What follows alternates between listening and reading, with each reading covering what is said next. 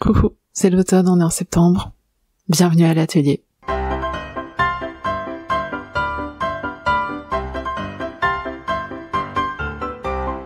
Moi c'est Marion de Green Martha, sur ma chaîne on fait plein de trucs créatifs, principalement du corset, mais aussi de la céramique, du dessin, du bullet journal, et je vous amène dans les coulisses de mon atelier dans ces vlogs.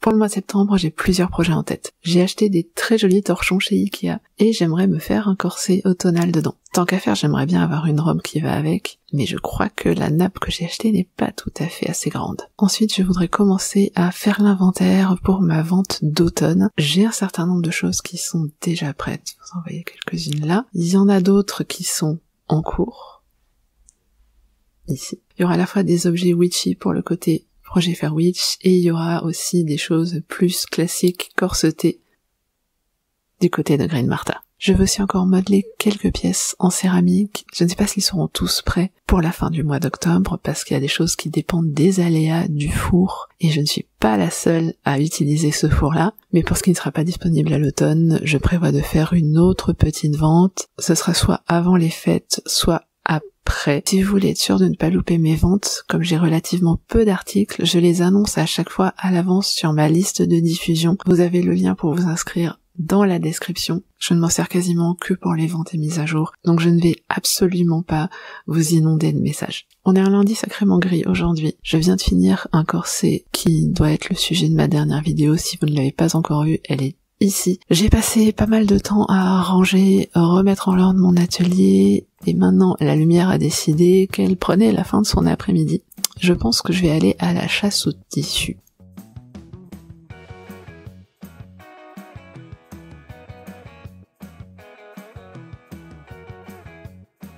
J'ai réussi à trouver ma nappe et à ressortir d'Ikea avec uniquement ça, et de rouleaux à la cannelle parce que c'était l'heure du goûter quand même. Ils sont actuellement en train de prélaver, donc je vais pouvoir faire la robe que j'ai en tête. Pour le corset assorti, j'ai pris les torchons. Ils sont vendus par pack de 2 avec 2 motifs différents. Ce que j'ai fait, c'est que j'ai pris 2 packs avec 2 torchons. Je sais, j'ai vérifié, je peux faire un corset du patron des Vertus Gadin, et je pense que l'autre, j'espère que ça marche aussi avec le patron, je vais me faire un serre-taille avec un patron d'atelier Sylph que j'ai depuis un petit moment. C'est le même que celui que je lui ai acheté, mon corset pêche que vous avez vu sur certaines de mes vidéos courtes. La première étape après le lavage, c'est de défaire les ourlets pour récupérer la plus grande surface de tissu possible.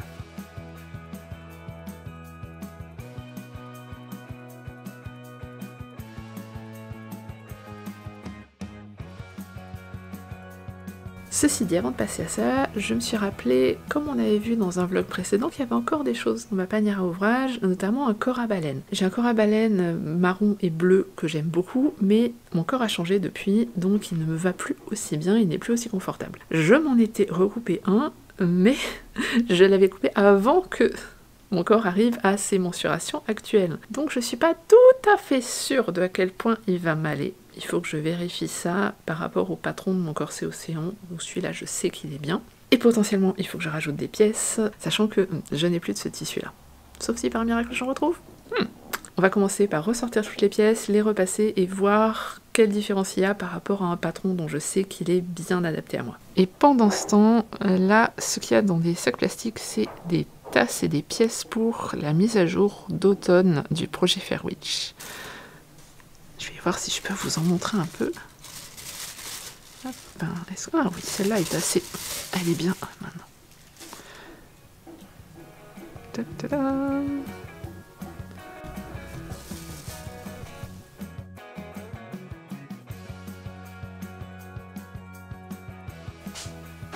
J'ai toutes mes pièces. Donc j'ai l'épaisseur de jolis tissus et elles sont toutes accrochées avec leurs épaisseurs de sergé correspondantes. Donc de ce côté-là, j'ai juste à refaire le puzzle. Et la bonne nouvelle, c'est que si je ne trouvais pas le tissu dans mon stock, c'est qu'il était avec le corset. Donc il me reste un morceau de taille non négligeable. Pas suffisant pour faire grand chose en tant que tel, mais suffisant pour faire au moins le piéçage. Je suis pas sûre d'en avoir assez pour faire le biais, mais ça au pire je ferai un biais contrastant. J'ai gardé vraiment tous les petits restes. C'est un tout petit coupon que j'avais trouvé je crois en promo en ligne, je ne sais absolument plus où. C'est ce qui se passe quand on a commencé un projet et qu'ensuite on a fait une dépression, il y a des choses qui partent. Je vais maintenant reprendre le patron du corset océan et je vais comparer les deux, voir où c'est. Je pense que les pièces sont pas exactement... je sais que les pièces ne correspondent pas exactement parce que j'avais pas fait le patron exactement de la même manière, mais l'idée c'est d'avoir quelque chose dans quoi je puisse rentrer.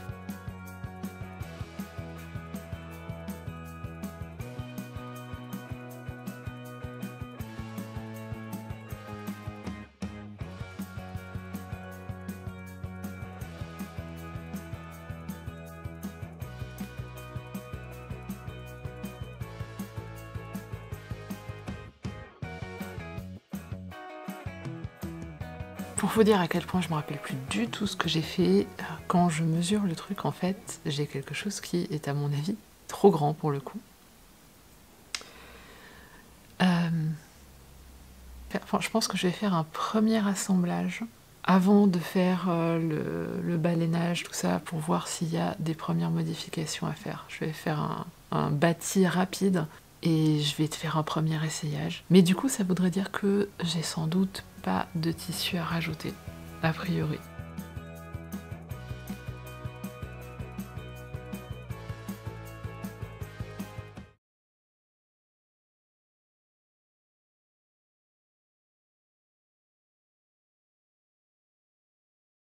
J'ai tout assemblé mes pièces, j'ai fait un premier essayage juste pour vérifier les largeurs et ça m'a l'air plutôt pas mal en fait. Il aura peut-être la taille moins marquée que le modèle Océan, mais c'est pas forcément gênant en soi. Comme là c'est juste un bâti, je vais découdre, je vais piquer tous mes casiers à baleine et ensuite je réassemble.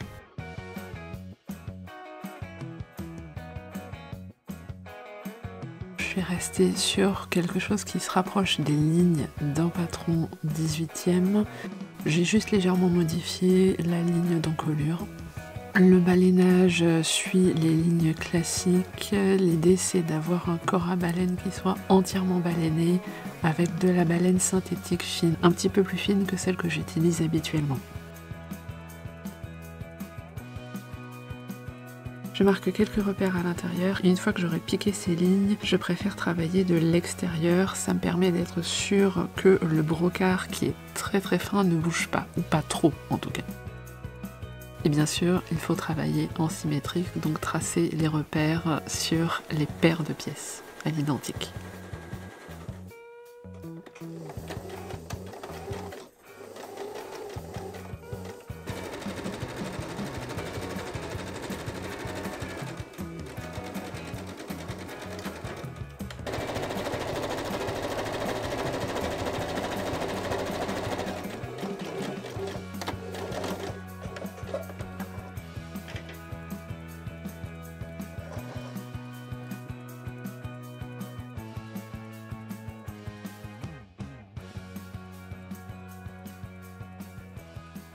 Pourquoi c'est toujours pratique d'avoir 2 projets ou plus en cours?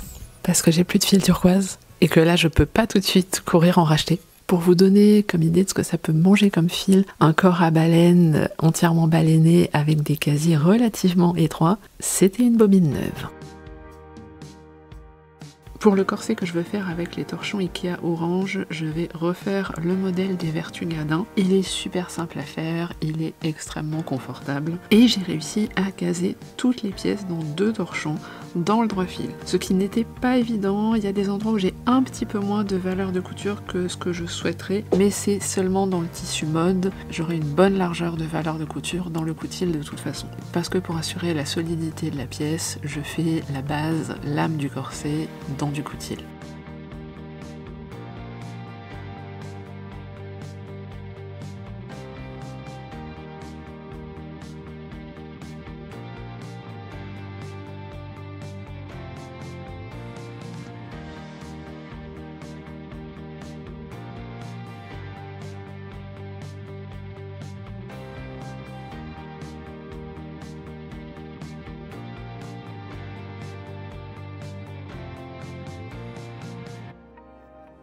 après découpage, je n'ai quasiment plus de reste du torchon.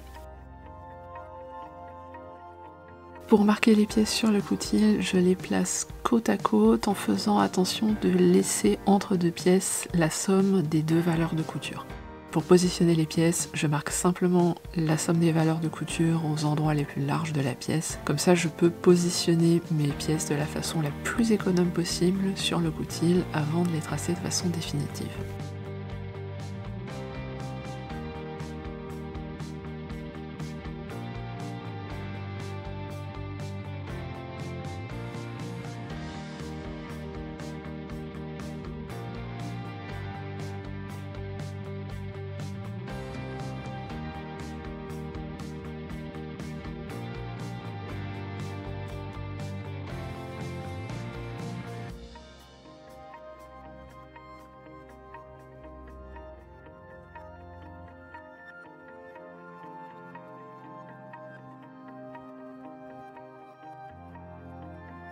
Pour ce corset, je vais travailler le coutil et le tissu mort dans une seule épaisseur. Donc je vais fixer le torchon sur la pièce correspondante en coutil. Souvent le torchon est un petit peu plus petit, comme j'étais un petit peu juste en tissu. J'essaye de placer le tissu extérieur de façon à bien couvrir le milieu de la pièce. Je fais un point zigzag juste au bord qui me permet de fixer les deux pièces, d'éviter qu'elles s'effilochent. Et j'en profite toujours à cette étape pour faire un petit peu de roll pinning et donner un petit peu de rond au tissu extérieur. Je n'avais pas assez du torchon pour faire les parmentures assorties, donc ce sont simplement des bandes de coutil pour tenir par exemple le busque en place. J'ai utilisé un busque cuillère qui est un petit peu plus large à la base que mes busques classiques et qui est légèrement recourbé vers l'intérieur sur le bas pour vraiment bien englober le ventre. C'est un petit peu particulier à poser, il faut faire bien attention et y aller très doucement. J'ai épinglé tout en place et je trace avec l'ongle les quelques centimètres suivant la ligne de piqûre.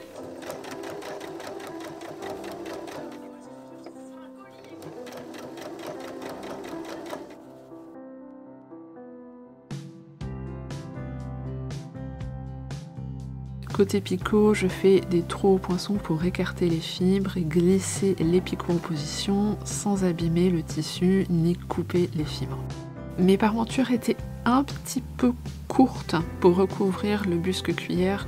Comme il est plus large que mes busques standards, j'avais un petit peu mal calculé. Du coup, plutôt que de rabattre le bord de la parmenture, je l'ai fini avec un biais. Ça aurait été plus simple si j'avais pensé à faire ça avant de fixer la parmenture en place.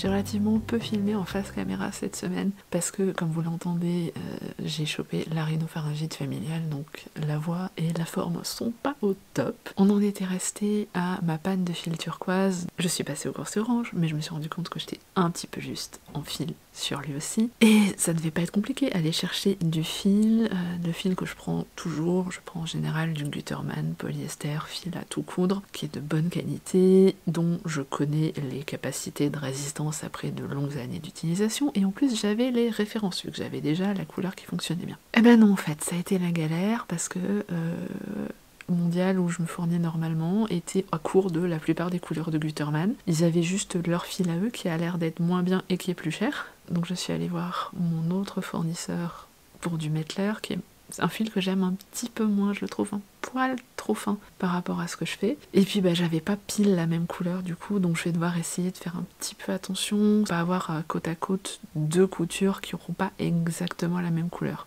Mardi après-midi, on a bossé un petit peu avec Letty, je ne l'ai pas filmé parce qu'on était dans nos discussions pour la planification des ventes qu'il va y avoir dans le cadre de notre collaboration, le projet Fairwitch. Elle revient aujourd'hui, on va faire de la production et on va préparer la communication qu'on a déjà commencé à préparer pour la vente qui aura lieu fin octobre. Je vais essayer de sortir cette vidéo avant pour que vous ayez le lien là-dedans. Aujourd'hui, j'ai commencé par bosser un peu justement la com pour Fairwitch et je vais enchaîner sur un petit peu de corsetterie avant qu'elle arrive cet après-midi.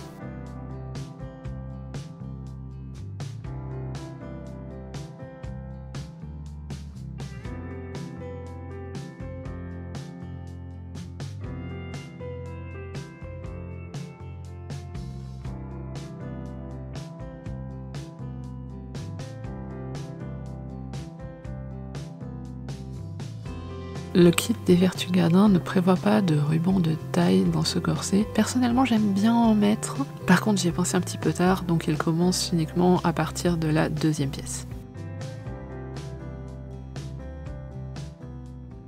Coucou, on entame une nouvelle semaine. J'ai pas forcément été super efficace la semaine dernière, étant malade, ayant 2 personnes de la famille malades aussi, mais j'ai quand même pas mal avancé. J'ai commencé ma journée en préparant un nouvel agenda parce que ce bullet journal là, il en est vraiment sur ses dernières pages.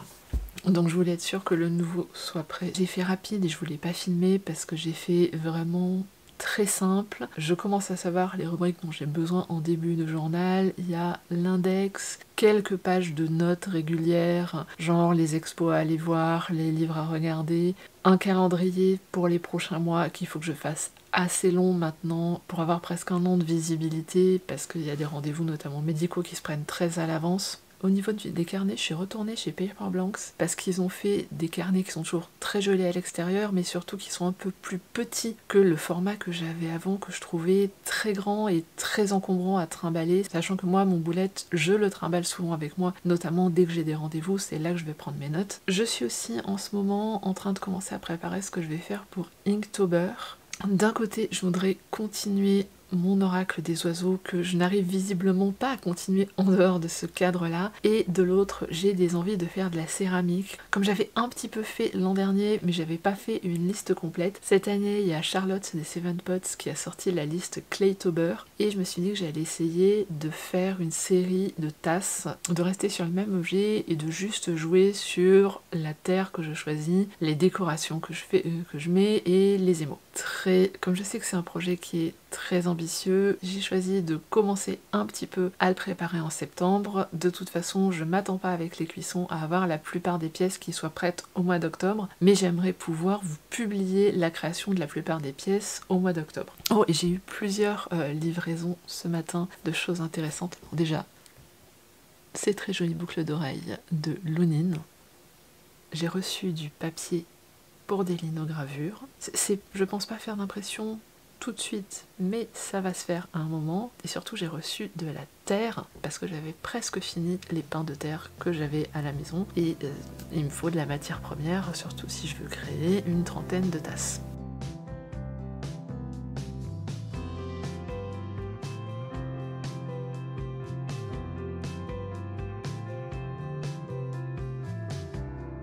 Et on retourne au corset. Au niveau de l'assemblage, j'ai opté pour des coutures rabattues. C'est dans celle-là que je fixe le ruban de taille, donc entre la première et la deuxième pièce, en partant du milieu. En général, pour ces coutures-là, je pique le bord rabattu depuis l'intérieur, et par contre la piqûre nervure le long de la jonction des pièces, je la fais depuis l'extérieur parce que c'est un peu plus propre.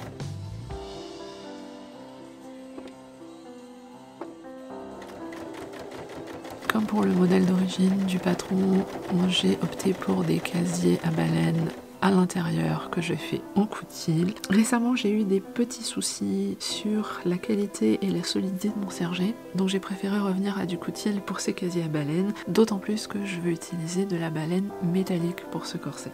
J'ai coupé de longues bandes dans le contre-fil. Je suis allée chercher l'autre bout de ma pièce de coutil qui est bien droite pour avoir les bandes le plus longues possible en une seule pièce et ne pas avoir de piéçage à faire.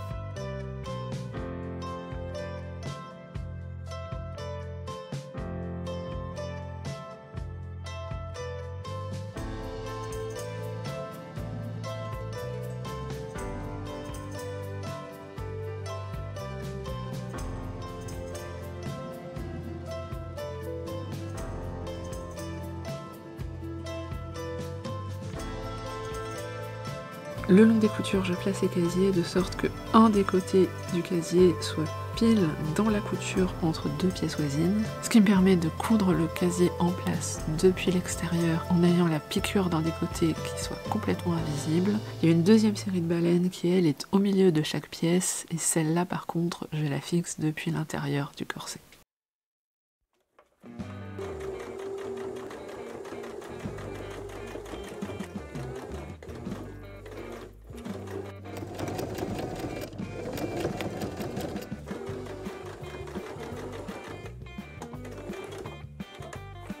J'ai passé beaucoup de temps ces 2 derniers jours à avancer sur le montage de cette vidéo là. J'ai réussi à avancer un petit peu aussi en céramique sur cette tasse. Il faut que je la finisse. Je sais pas du tout comment vont se goupiller les cuissons, mais j'aimerais avoir la possibilité de la mettre dans le four s'il y en a un qui est fait demain. J'ai profité d'être dans le Sgraffito pour avancer aussi quelques tasses de mon projet de Inktober ou Claytober avant de revenir à mon corset. J'ai opté pour des baleines en métal de l'acier spirale qui sont un petit peu plus larges que mes baleines en synthétique. Pour avoir la bonne largeur sur mes casiers à baleines, je me guide sur un bord du pied presseur et je déplace légèrement mon aiguille de manière latérale. Je sais que les baleines en acier spirale marchent bien pour ce modèle et que le résultat est confortable, et j'en ai un gros rouleau que j'utilise peu et que j'aimerais passer. Le désavantage, c'est que pour les couper, il faut que je sorte la Dremel et le disque de découpe. Pour avoir la bonne longueur de baleine, j'ai pris l'habitude de marquer aux frictions la longueur de la baleine sur le tissu. J'ai ajusté le bord du corset avant et je me laisse à peu près 1 cm entre le bord du corset et le départ de la baleine.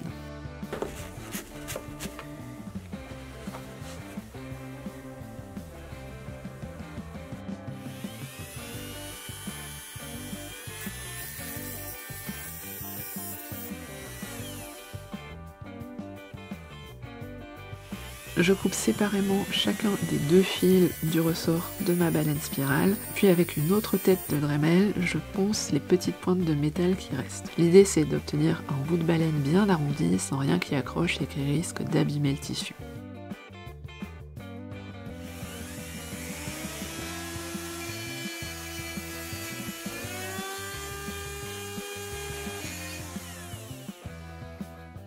On est le 30 septembre. Est-ce que j'ai fait la robe? Non. Est-ce que j'ai fini le corset? Pas tout à fait.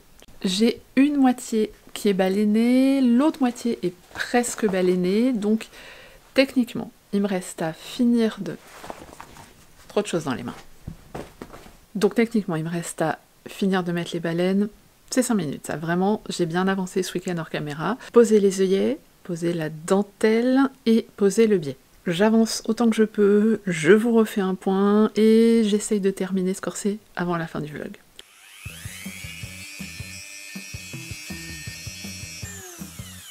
Une fois que j'ai mis en place toutes mes baleines, on passe à l'étape fun, c'est celle de la pose de la dentelle. Je sais que orange et noir c'est une combo qui marche bien et je voulais casser un peu le côté monochrome de cet imprimé ton sur ton. J'ai posé la dentelle après les baleines, ce qui veut dire que je n'ai pas pu la fixer à la machine, sauf au bord du corset où j'ai fait un point zigzag rapide. Point qui me permet aussi de tenir les baleines dans leur casier en attendant d'avoir posé le biais. Je me suis rappelé qu'il fallait que je mette les dernières baleines, qui sont des baleines droites synthétiques au milieu du dos, avant de me rappeler qu'il fallait d'abord que je pose les œillets. Donc œillets, puis baleines.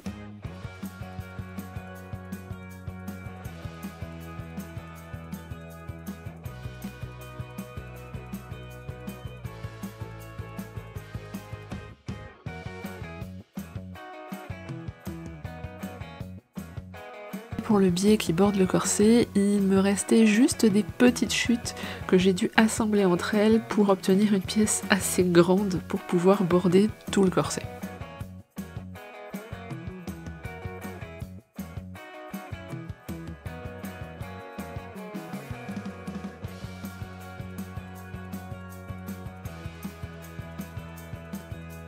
J'ai fait les finitions à la main, il me restait à rabattre le biais et fixer le bord interne de la dentelle.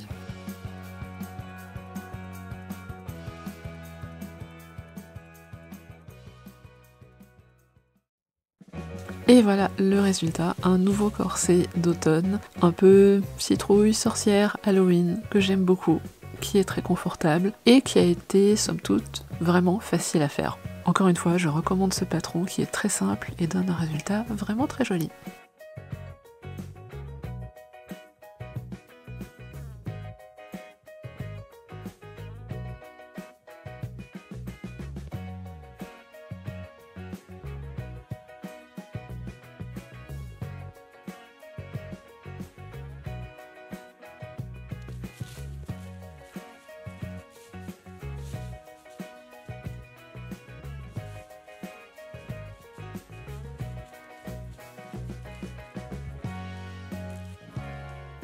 Alors on s'arrête là pour le corset d'automne, il me reste encore 2 torchons et 2 nappes à transformer. On va continuer dans des prochains vlogs les projets d'Inktober et le corps à baleine en brocart. En attendant, vous pouvez retrouver toutes les informations et liens intéressants dans la description, notamment le lien vers ma boutique. À l'heure où je filme ceci, il y a encore quelques pièces de la vente de céramique qui sont disponibles. Et je vous dis à très bientôt pour une nouvelle vidéo. Ciao ciao!